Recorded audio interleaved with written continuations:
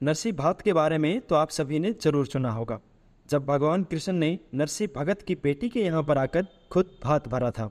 हरियाणा में नरसिंह भात की ये कहानी फिर से दोहराई गई है और इस कहानी का गवाह बना है फतेहाबाद जिले का जांडवाला बागड़ गाँव, जहाँ पर राजस्थान के गांव नेठराणा की बेटी का भात भरने के लिए पूरा गांव कृष्ण भगवान की तरफ पहुंच गया था। दरअसल हुआ ये कि गांव नेठराणा की बेटी मीरा की शादी गांव जांडवाला बागड़ में हुई थी। सालों पहले मीरा के पति की मौत हो चुकी थी और मीरा घर में अकेली रह गई थी। वहीं दूसरी ओर पीहर में भी पिता की भी मौत हो चुकी थी। मीरा का इकलौता भाई संतलाल था, जो शादी न होने के चलते संत बन गया था और संतलाल भी कुछ साल पहले भगवान को प्यारा हो गया और उसके बाद संतलाल की गांव में ही समाधि बना दी गई थी। अब मीरा की दो बेटियां थी, मीनू और सीनू, और मीनू और सीनू की शादी तय हो गई थी और मीरा भात न्योतने के लिए अपने पीहर गई।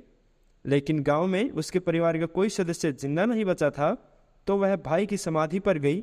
वही अपने भाई की समाधि को टीका लगाया और टीका लगाकर भात न्योत दिया। लेकिन इस दौरान वहाँ पूरे नेठराणा गांव के लोगों का हुजूम उमड़ पड़ा और पूरे गांव वालों की आंखों में आंसू थे। मीरा की दोनों बेटियों की शादी के लिए 15 मार्च का दिन निर्धारित था और वहीं दूसरी ओर पूरा नेठराणा गांव फैसला कर चुका था कि मीरा का भात अब गांव वाले भरेंगे। मंगलवार को जब गाड़ियों का बड़ा काफिला मीरा के दरवाजे पर पहुंचा तो वह एक पल के लिए भावुक हो गई। दोनों बेटियों की आंखों में भी आंसू छलक पड़े। गांव में इस अनोखे भात को देखकर भावुकता का माहौल पैदा हो गया था।